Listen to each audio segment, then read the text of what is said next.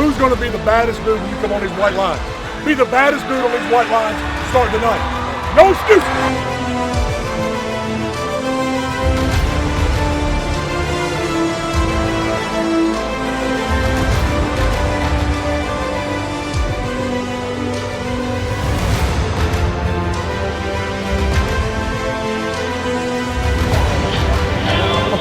Let's do this thing.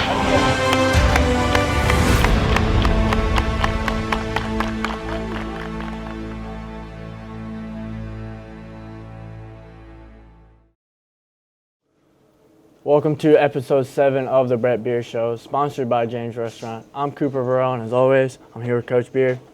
Coach Beard, last week we lost to Live Oak 21-14. Let's just talk about that loss real quick. Well, you know, first off, I lost a bet. Ethan and Matt Champagne, shout out to you. Y'all were good sports last year. I have to repay it because Live Oak got me this year. So that's what the hat's all about. They delivered to me yesterday. If you don't know Ethan and Matt, you've definitely heard them. You just didn't know you were hearing them. But two awesome kids. Hey, congrats. Y'all are the Kings this year. So I owe you. There you go, buddy. We're making it right. The game, you know, is first off, awesome atmosphere, typical rivalry game. I thought Live Oak really brought it. You know, when you go into these rivalry games, one thing I know is you want to get to 2 scores. And when we never could get to 2 scores, I knew we were in a dogfight. I knew we were in a fight. I mean, and those kids, you could see that side elevated, their student section elevated, their sideline elevated, and we didn't capitalize on the momentum and gave them life. And the fact is, they just outplayed us. They made plays when plays need to be made. And hats off to Live Oak for a huge win coming on the road in a district opener. It's the first district win they've had in a couple of years. And hats off to them for getting the job done, and we did not. Yes, sir. Let's watch this loss and the highlights. Jackets take the field versus Live Oak in their blackout jerseys. Those jerseys look sick, huh, Coach? It turned out really good. I'd love the outcome to be a lot different, but something different for y'all. You earned those, and you deserve to wear them. Jackets first drive. They punt. The snap goes over number 26, Trenton Harrison's head, and he gets tackled in the backfield, and the Live Oak Eagles start with great field position. Live Oak number 1, Caden Jones, quarterback, takes it on the keeper, but is tackled by number 2, Jonas Clark. Eagles attempt a field goal. They kick it, but it is blocked. Everybody jumps on the ball. Turnover nails for Denham, yeah. Great stop by Denham right here. Holding him to a field goal, then blocking him. Jerry gives it to number 22, R.J. Johnson, who takes it around the edge and is finally pushed out of bounds. Jerry Horn again rolls out and passes to Tylen, who barely catches it but pulls it in. A great catch by number 4 there, Tylen. Jerry Horn drops back again, looking deep again, and it once again gives it to Tylen, who snags the ball right over the defender's head. Look at him celebrating right there. A great catch, putting the Jackets up 7-0. Coach, let's talk about this right here. Yeah, we needed to finish a drive right there, and I thought Jerry made a great throw and a great route by Tylen and a great finish by Tylen. Getting a foot down in bounds, and we haven't had too many of those recently. So to have that excitement, have something to get us going, that was big, especially in a game like this. Love the energy, love the excitement. I mean, it's a rivalry game. You want to see this. And a wonderful catch by Tylen. Really great seeing him do what he's good at. Eagles ball now. Number 1, Jones looks to pass, rolls out, and it is caught for a big gain. Number 5 going down the sideline. The corner actually came out of coverage on that. Shouldn't have done that, but it's a handoff to number 34, Blake, who is hit Rosenthal. Big hit by Rancher. Number 1 takes it again, runs around the edge, getting upfield, and is finally brought down by a group of Jackets. All the Jackets getting to the ball. Love to see it. Eagles ball again. They hand it off, and the running back takes it up, making it 7-7. Coach, let's talk about this right here. Yeah, I mean, look, they did what they're supposed to do. They answered up. They finished the drive. had 2 big plays right there back to back, kind of gashed us. You know, that's on us. I mean, you got to get the job done. You got to get your fits. Hats off to them for finishing and being nasty up front, and they did it and they finished it. Second quarter now, Jerry drops back and gives the screen pass to number 22, R.J. Johnson, who runs upfield, dodging around, trying to make some moves. Finally makes it around and getting drugged down by number 21 on the Eagles. A big gain for the offense right there and a great run by R.J. Jerry gets the ball and they run Hurts, and he runs it right in to score, making it 14-7.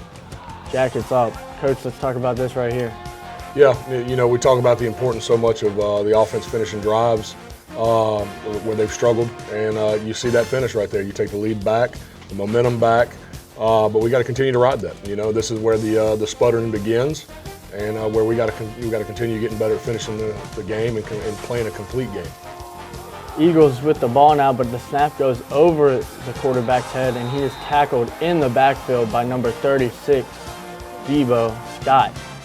Great play by the young kid right there. Eagles punt, and they punt it to number 7, Mason Varese, who gets it and starts running upfield. A big hit in the backfield. Mason gets around, looking to gain more ground, and is finally pushed out of bounds by the Eagles defense. Jerry with the ball now. He's looking to pass, but runs it up the middle, getting a big gain, juking a couple people, and finally being brought down. That was on a 4th down, a big play by Jerry there. Right before the half, a play action pass. Number 9, Jerry tries to throw it, but he's deflected and picked off by Live Oak by number 15, Tyler Mayer. Coach, let's talk about this right here. Yeah, that was a bad situation right there. You have a chance to go up in the half, up 21-7, which is a huge spot to be. The guy's open in the flat, and we're trying to press and make a throw, and throws it back into the defender and gets it batted. And bad situation, bad timing. That could have been a huge score for us where we were, and you know they capitalized, and we made a mistake. Halftime, Denham 14, Live Oak 7. Opening kickoff, Live Oak gets it, and Whitehead starts running up the field, but is tackled and he fumbles and is recovered by the Jackets. A great way to start off the half right there. Jerry Horn drops back looking downfield and is caught, but is not caught by number 11, Puffer. This was a horrible call, I think. I thought it was a catch. What do you think, Coach? Well, I mean, you don't give them a chance to make that call. You take the ball to the ground, and it's a completion. Because it popped out there at the end. You give them an opportunity to make a decision, and they made the decision was incomplete. You hold that ball the whole time, they don't have that decision. It's a completion. So Jerry Horn looks back to pass, but is sacked by number 48, Gabe Harvey. As you see the Eagles celebrating right there after the big play. It's just tough. Eagles with the ball now. Number 1 looks deep and gets the pass completed over the defender. A great catch by 24 there. Good coverage though. Eagles with the ball again, and number 1 Jones is sacked big in the backfield. A big play for number 36 there. Eagles with the ball. Jones backs up looking to pass. Is hit. He fumbles, and it is finally recovered by the Jackets. No, by the Eagles. Eagles punt. Jackets get the ball. It is 3rd down. Jerry looks to pass to number 48, Caleb Koss, but it is called incomplete. Jackets are forced to punt. Jones, 1st down, a huge pass play to number 43, Hayden Ray, who is finally pushed out of bounds. Jones looking to run it, runs up the field, gets yards, and finally makes it into the end zone for the touchdown, tying the game 14-14. Coach, let's talk about this play right here. Tell you what, really impressed with the little quarterback. I thought he did a great job, kick and run, very dynamic on his feet. But you see, he made some throws that were big-time throws, and those kids made big-time plays, and we did not. But great run right here, great finish by the kid, and great job by Live Oak. Jackets with the ball. Jerry rolls out looking to pass, but is finally brought down by number 15, who sacks him in the backfield. Jackets with the ball again. Jerry looking downfield, rolls out. He fumbles, and it is finally recovered by the Jackets in bad field position. They were forced to punt and gave the ball back to the Eagles, and it is caught by number 24. Another great play. Yeah. Jones back again, looking, finally brought down by a group of Jackets.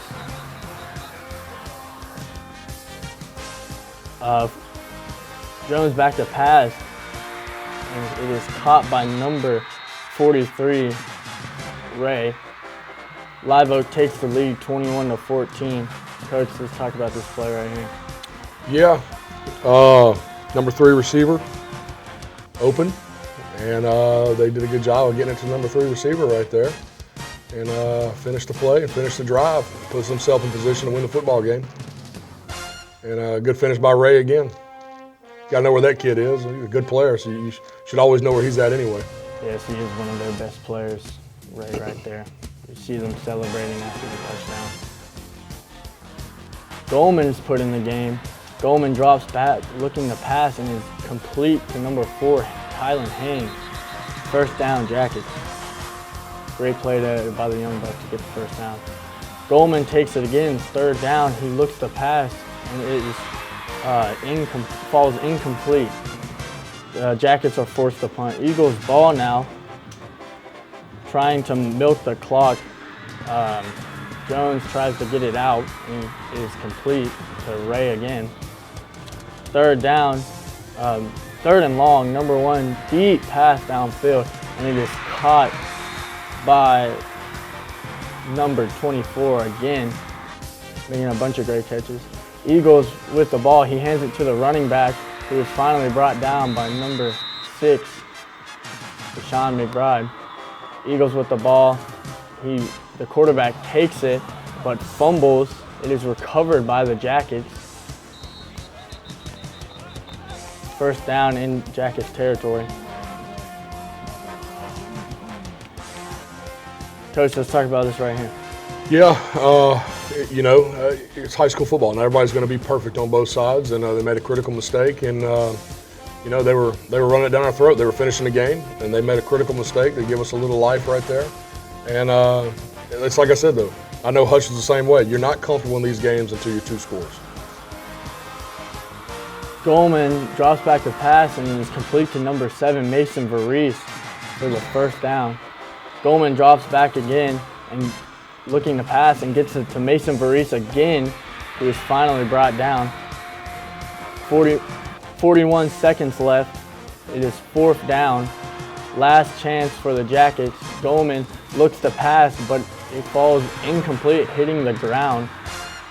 Intended for number 6, Deshaun McBride. Ball game. Live Oak wins 21-14. The stats for this game: Jerry Horn, 8 for 15 passes, 161 yards, 1 touchdown, and 1 interception. R.J. Johnson, 16 carries for 48 yards. Tylen Haynes, 4 receptions for 85 yards and 1 touchdown. Coach, last week, Seth got hurt during practice, got a concussion. I just want to talk about him real quick and how him going out kind of put us in a bind. Well, I mean, I think we all know Seth's an X factor for us offensively. It has been since we moved him to tight end as a sophomore. And that year where we struggled with injuries and moved him from linebacker to tight end, he gives us a dude on the edge that makes us, that makes us have the ability to get the edge and run the football a little better than what we did. You see when you lose a guy like that how big a part he really plays. And that was a tough loss. I think a couple of our tight ends struggled Thursday night, which hurt our offense, which hurt our run game. And that doesn't happen if Seth is in there. So that was a big loss that we took early in the week. Speaking of the tight ends, I want to talk about Caleb. Caleb got moved up to take Seth's spot during this game. Yep. Cost is a kid that we moved over there late. He's still learning how to be a tight end. He's learning. He's more of a defensive guy, and that's how he plays. He's almost overly aggressive at times, which puts him in bad spots. to where the defensive guys can kind of shuck him pretty easily because he's aggressive and he's trying to get after it, but he's out of control because the defensive guys usually are a little more aggressive and out of control, and because of it, the guys on the defense are able to kind of shuck him and move him around and make him miss. But he hadn't been a tight end long, but he's really given us a little life offensively, and he's getting better. I want to talk about real quick some of the things that just happened during the game. We had Jerry threw the pick before half. We got the fumble recovery on the kickoff, and the catch that Puffer made that was called incomplete. Well, I mean, you got to capitalize on the momentum. I think that's nothing new to this team. We've kind of seen it all year that when it's good, it's good. When it's bad, it's bad. But critical momentum opportunities, critical opportunities to where you can really, kind of step down on their throat right there. We really missed on the opportunity, the interception going in at half. Again, I know how these games play out. So 2 scores is critical for any Livingston Parish team to get to win these games, it seems like. So you could have gone into half up 21-14. Great job by Live Oak making the play, getting the pick, batting the ball up. Mayer, awesome kid, getting the pick for them. Then you turn around, it's still 14-7, you have the lead. Well, then they fumble the opening kickoff to the second half to us. And our territory, and we don't make it happen. Yeah, that was one of the plays where, Puffer, again, you got to take the ball to the ground. You don't give officials any opportunity to make a judgment call. If you do, sometimes the call can go against you. They watch TV just like we all do, and we've gotten to where if a ball isn't carried out to the ground, it's incomplete, and that's not always the case. But if you give them a chance to make that call, they're going to make that call. So it was an incomplete pass. And that was huge. There was a big swing that could have happened right there that we didn't take advantage of. And when you don't take advantage of them against good teams like Live Oak, this is what happens. You put yourself in that spot where they make the comeback and they outplay us at the end and get the win. Coach, I want to talk about the touchdown that put Live Oak up 21-14. It was actually an illegal formation that did put them up. Well, that's been the talk. But here's what I want people to understand. Again, you're not. If the job is done, you're not in that position. If we're doing our job, you're not in that position for that to happen. The Ray kid makes a play. It's not an illegal formation because they didn't call it illegal, even though it was covered up. But if they don't call it, that is still Hayden Ray, the number 3 receiver. I think we all should know where he's at in a critical time, and we let him get away, even though. Covered, uncovered, illegal, it doesn't matter. We're not going to make excuses because here's the next thing. Okay, they penalize it. One thing I know about the Schultz kid, he probably makes the kick and we lose 17-14. Because going back to us not doing our job and getting it done earlier on, we made critical mistakes. They made big-time plays. And quite frankly, it was an awesome rivalry game to be a part of. You hate to be on this end, but it's two great programs getting after it. You're not always going to be on that end. And in these games where the emotions are high, you have to capitalize and get the job done. And you can't give up the things we gave up in critical times. So again, hats off to Live Oak. They freaking won the game. Great job, good job. Congrats to Coach Hutch. I hope he continues to do great things at Live Oak. We pull for them every week but one. Coach, I want to move on from this game and talk about Sandomal. They are 6-0 undefeated. Yeah. A very big game. We have to win.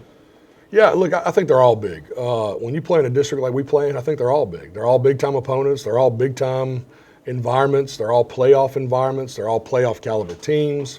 It's a big game. I've always been a huge fan of Coach Oliver and Sandomal and the way they play the game. And this will be my 3rd school I've competed against him at, from Woodlawn to Live Oak to Denham.